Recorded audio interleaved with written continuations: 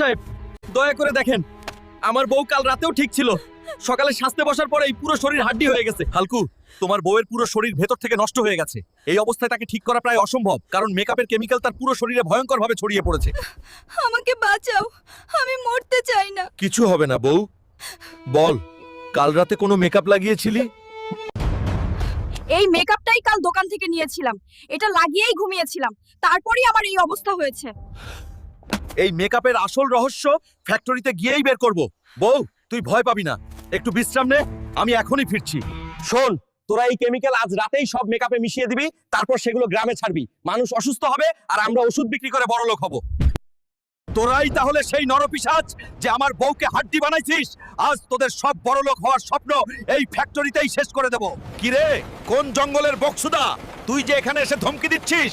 দেখলে তো মনে হয় পুরো শরীরের শক্তিই কেউ মুছে দিছে। তোরা আমার বউকে হাড্ডি